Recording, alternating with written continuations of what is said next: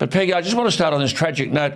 What can you tell us about the story overnight here, Australian time, of Nashville? A 28-year-old transgender woman has killed 3 students and 3 staffers before being killed herself. I understand this is a Presbyterian school for about 200 students from preschool to 6th grade. Stories here in Australia say she had been a student at the school. They weren't saying for how long or when. And she's a transgender woman, Audrey Hale. She apparently entered the school through a side door by shooting at it. Police received an initial call at 10:13 a.m. Audrey Hale was shot and killed at 10:27 a.m. In the intervening period, she had reportedly killed 3 students, all aged 9, and 3 faculty members, teachers, 2 aged 61 and 160.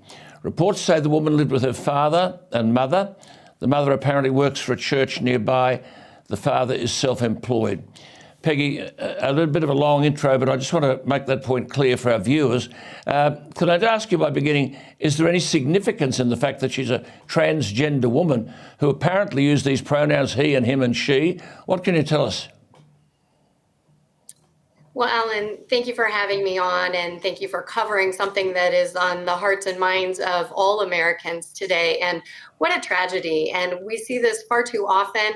I think there were some maybe lessons learned from Uvalde. The police were there immediately and went and took out this suspect as quickly as possible and potentially saved many more lives from being lost. But our hearts go out to these families. As a parent myself, as a mother of 4, it's just devastating to think of this loss.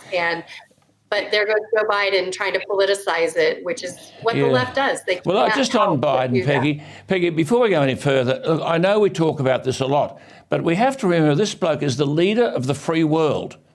And the free world, Xi and Putin, watch this and think, this bloke is just a piece of cake. What political leader anywhere in the world would get away with this? Now, viewers, this is the President of the United States, the leader of the free world at the White House, about to address the awful tragedy that Peggy and I have just been talking about. 3 little children murdered, 3 school teachers, and this dope of a president who wouldn't know what day it is, let alone where he was, opens by talking about ice cream. I mean, that is, if you can understand him. Listen to this and I'll translate it later. This is Joe Biden.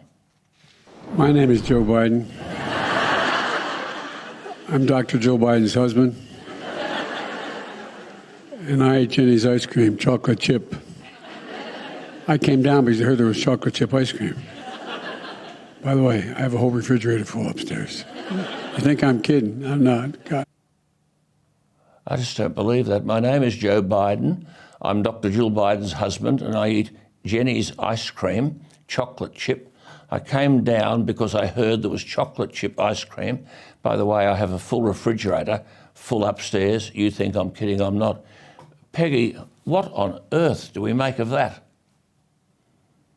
Well, it's probably the first time he's told the truth, and how tragic that he is making a mockery of a day that is very serious. And by the way, as a total side note, Jenny's ice cream is this exclusive ice cream Nancy Pelosi eats. And under Biden's America, I think Nancy Pelosi and Joe Biden are probably the only ones who can afford Jenny's ice cream. But back to your point, it's just tragic that he would come down from the upstairs residence and start with a joke on such a solemn day of loss in America.